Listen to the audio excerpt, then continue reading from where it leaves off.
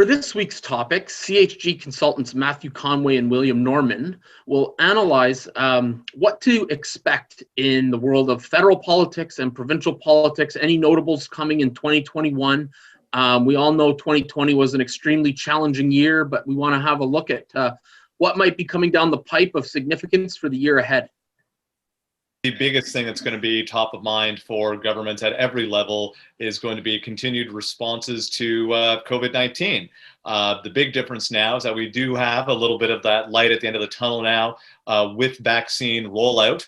And we'll see how the federal government is able to work with the various provincial and territorial, and in some cases down to the regional level, on how that gets rolled out. And it'll be very interesting to see how well, how quickly, or potentially how not so well or not so quickly that those rollouts goes, and how we continue to see the pace of needles going into arms. A few governments, including the federal government and the government of Ontario, have turned to military men in order to execute the vaccine distribution. In other words, they're not leaving anything to chance, and everything, no pun intended, needs to be done with military precision in order to get it out as fast as possible, because quite frankly, in some cases, the life of their government depends on it. So how governments will respond in 2021, both on the vaccine response level down to continued economic stimulus. That's going to be, I think, the biggest thing for both governments and everyday Canadians. I think one of the other things that we're all expecting, and I think every party is expecting, is that there will be a federal election coming up in the spring. There's going to be a federal election in 2021. It's just a matter of when. I think that, talking to some of the Liberal insiders, they're gearing up for budget 2021 not to be passed. I mean, unless there's something big in there like universal pharmacare or universal childcare, I don't think the NDP will support it this time. And you'll have the Bloc and the Conservatives not supporting it as well. And you're going to see an election likely late April or early May. I think that's on the horizon. Other big item, obviously, and you can't really separate it from COVID. I don't think at this point, any issue can be discreetly separated from COVID-19, but particularly on the federal level will be how the federal government works with the new Biden administration.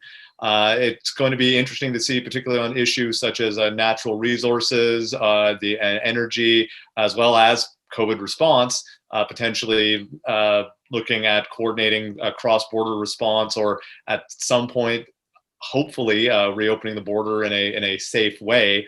It's going to be interesting to see how the federal government navigates, hopefully, into a more manageable situation with COVID and with a U.S. Administration that hopefully, again, it's the spirit of the season, I'm using the word hope a lot, that hopefully can be a little bit more cooperative and predictable.